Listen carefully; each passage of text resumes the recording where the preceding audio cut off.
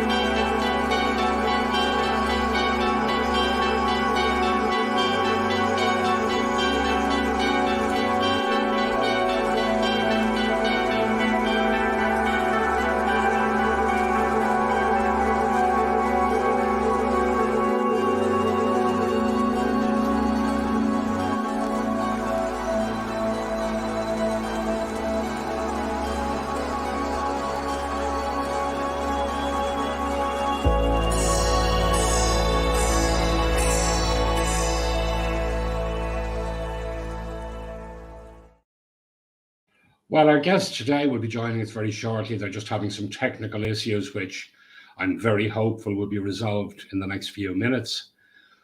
But while we're waiting for Ralph to come in, and Ralph is the owner of Cavan Pet Crematorium and is also just back after being a judge at Crufts Dog Show. So we'll be talking all things four-legged friend related today. But before we do, I do want to tell you just very quickly about this.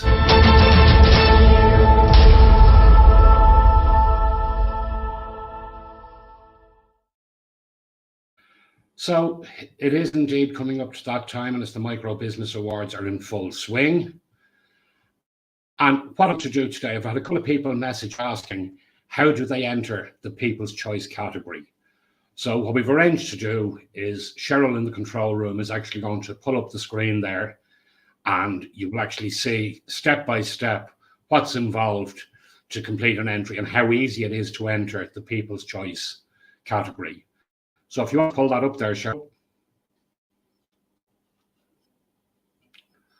Right, so we have the screen there, you can see.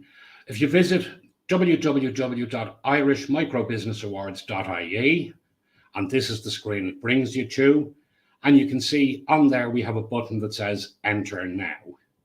So you click the button Enter Now, and as you scroll down the page, you will see a whole range, all the different categories for the different categories that are now closed for voting because they're all with the judges. But down at the bottom, you will see where you can actually enter the People's Choice.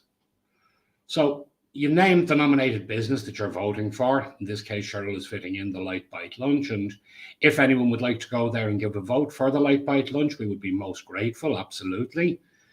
You then come down to the column that says email address, and you fill in email address. And that gives you all the details there about the email address of who the person is voting. Very, very important that they do not put in the company email address that they're voting for, but their email address, as the computer will kick out multiples under the same email address on the same day. You can enter multiple times with the same email address, but it is exclusively once per day. So you just go in there, you fill that in. If you would like to tell us in a few words why you feel they should be the People's Choice, you can do so. And then when you get to the bottom, you press Submit, and you'll get the message back advising that it has been recorded. And you should also receive an email confirming also that your vote has been recorded. Again, and it's very important to stress this, you are not going to receive an absolute abundance of emails from Micro Business Awards. They are used purely for the purpose of counting votes, and as soon as the season is finished, all that data is removed totally. So you are not going to receive any further communication from the Irish Micro Business Awards just because you've decided to vote for somebody.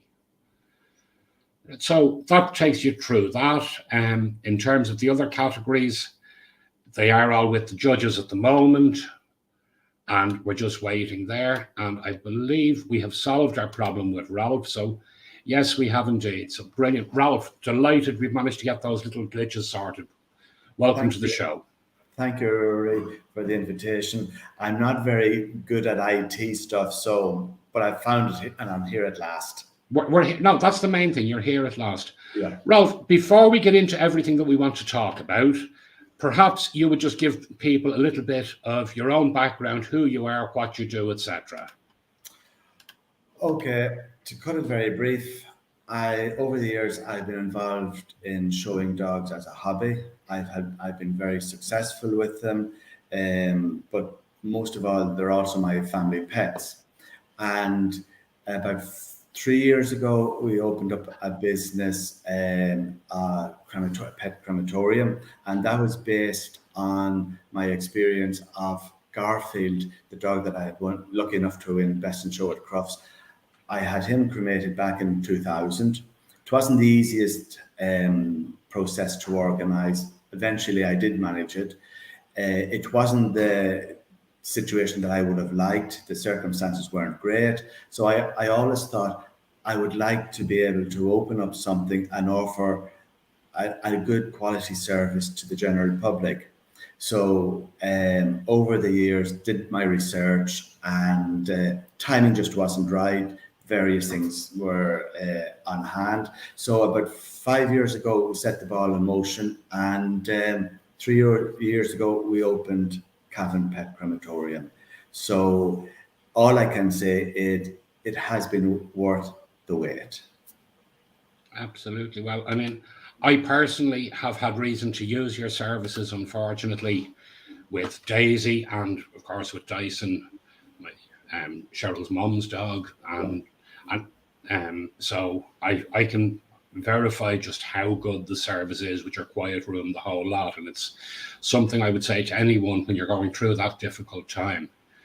A visit to Cavan Pet Crematorium, while it doesn't take away the pain of losing a family pet, it certainly helps ease it because you can see the care they're going to receive during the process. Mm-hmm. Correct. You were talking there, Ralph, about the fact that it took you 2 years to get from deciding to open through to actually opening the doors. Yes. Was the planning process the hardest? Was it getting the build just right for what you wanted to achieve? Well, it was a little bit of everything, actually. Obviously, the planning process, there was a lot of red tape to sort through. We got lots of advice on how to approach that and work through that. And the council were very supportive in their viewing of this business. Obviously, raising finance was also another major problem. And Breffney Integrated also were great help to me in I submitted the plans and of this project. They took it on board and were very supportive to me. And then sort of organizing the crematorium machine from England and getting it transported over here. There was a lot of things to get sorted out and to get the building fit for purpose. And then the Department of Agriculture inspecting it, and their regulations had to be adhered to. So there was quite a lot of work involved. And for somebody that would not have had any experience like that dealing with these people, it was quite overpowering for me at the time. But eventually we got to the end, and we opened then just before lockdown. So we probably couldn't have opened at a worse time, but it did help us sort of find our feet, and also it gave us a new focus on direction that we really wanted to concentrate on. Yeah, absolutely. Well, as I said, having used your services on several occasions, and I know you don't take it personally when I say to you, I hope it's a long time before we need to use your service again. Yes, But absolutely. Yeah. But you know, the strange thing is, in all the people that have used our service, everybody has been so nice and friendly and appreciative of what we have offered. And, you know, we get cards, we get messages, we get emails from people that have used our service and have been absolutely delighted. And also, we get a lot of referrals from people that have been here and told their friends, etc. And even this morning, we had somebody from Dublin whose friend had been here about 18 months ago. yeah, so like word of mouth is so important in your business. Very Ralph, I'm just important, going to try yes. resetting your connection there because the gremlins seem to be at it and you're dropping in and out there. So we'll just try resetting you. And hopefully now that reset of the connection should resolve the gremlins. As you know, Ralph, every guest who comes on my show is asked the question, what's your favorite Lite Bite lunch? So for you, what do you like to grab at lunchtime for a quick nibble? Oh, well, you see, I'm very lucky, or I'm very spoiled. I go home for my lunch, which will be actually a dinner. So we have dinner at lunchtime, which is basically potatoes, veg, and meat of some description. So I'm one of the very few that is lucky enough to be able to have dinner at dinner time. So, but when the occasion doesn't arise, we often use a little cafe beside us, or restaurant, and we love grabbing some of their toasted ham and cheese sandwiches, which are fabulous to take in or to eat out. And if the occasion arose, there's nothing nicer than a little bit of brown bread and some smoked salmon. Lovely. And Can't go wrong with no. brown bread and smoked salmon. Well, again, like you, I'm the same. We have our dinner in the middle of the day, and I'm fortunate enough that my office is 10 minutes from home, so Cheryl will have me spoiled. I think she has a slow cooker chicken casserole on today, and excellent. Well, you know, I just checked up at home there a wee while ago, and my mum is cooking dinner today. So I think it's sort of a mince and potatoes and veg. So it'll be tasty. It'll be tasty. Yes, absolutely. Now,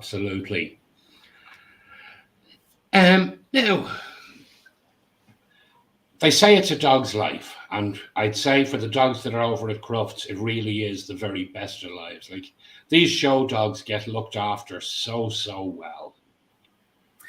They do. They're well pampered, but you know, everybody's pet is also very well pampered, and perhaps, you know, people don't realize that their own pet, whether it be a show dog or just a pet, they're equally as important to themselves as if it was a top winning dog. I was lucky enough to be at Crufts this year. It's a few years from I was there, and again, I was fortunate enough this year to be judging my own breed at Crufts. So it was a very sentimental trip over. Having won Best in Show at Crufts in 1991, it was nice to have completed the full circle from winning Best in Show and now judging my own breed. The quality of the dogs in general, in all breeds at Crufts, are fantastic. In my own breed, Clumber Spaniels, there were quite a few entries from across Europe, and all my main winners came from Croatia, as did the Best in Show dog. She also came from Croatia. So Croatia seems to be the growing hub of quality pedigree dogs at the moment. Absolutely. I just see a message in from Geraldine, and I know you'll probably totally echo these sentiments. All our dogs are best in breed. Yes. So it's very hard. You can't, if you have 2 or 3 dogs beside you, you must always give them all the same attention and not make one feel left out. Oh, well, I mean, I see it at home with our own too. We have Moose, the Labrador, and Snickers, the larger mix.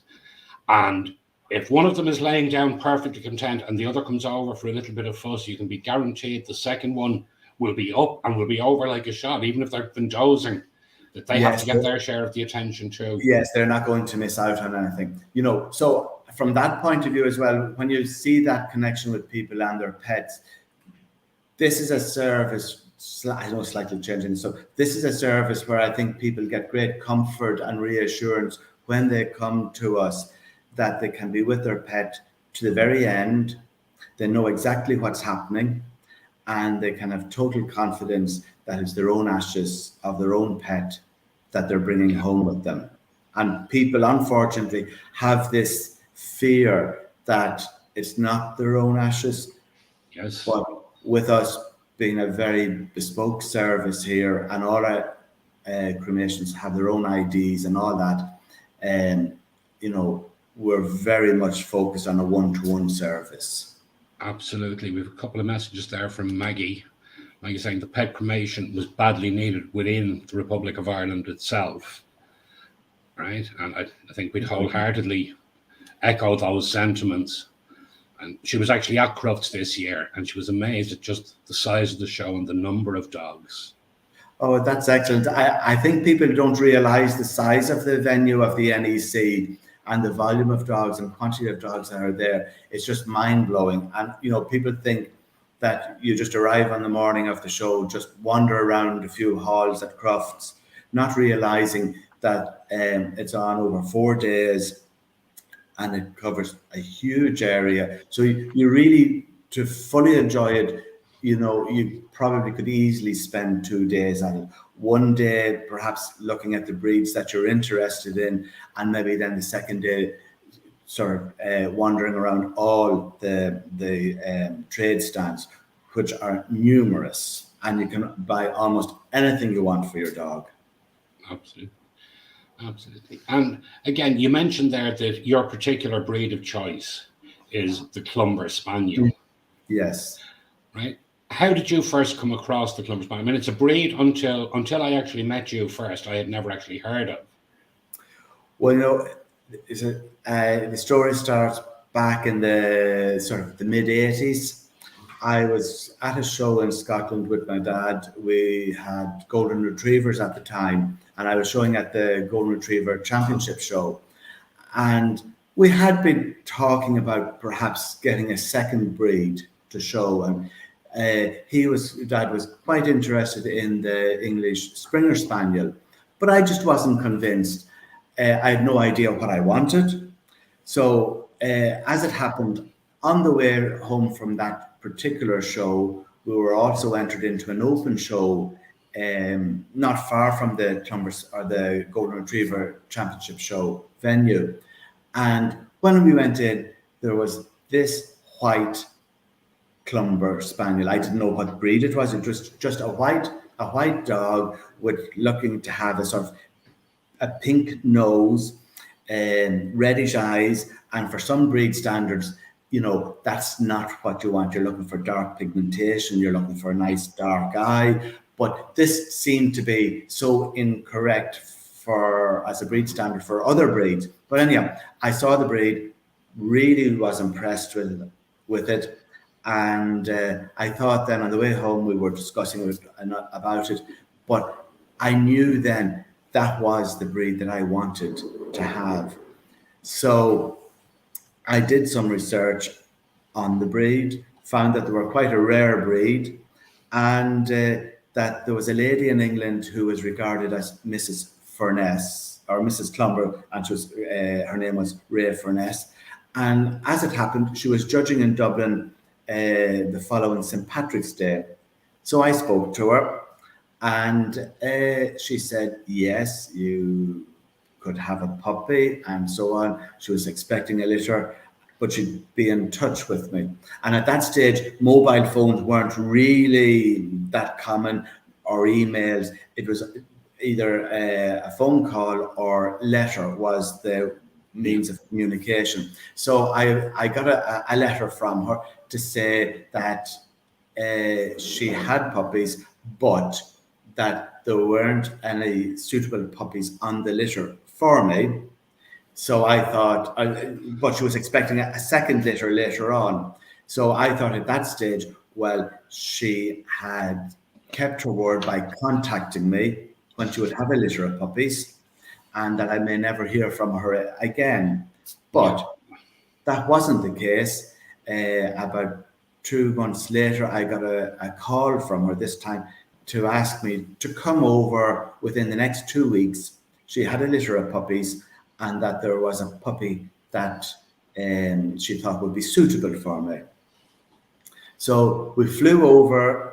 Cavan Travel organised the flight for me, and we flew over into Manchester, hired a car, went up to see the litter of puppies, and I already had the name chosen for the puppy, Garfield, and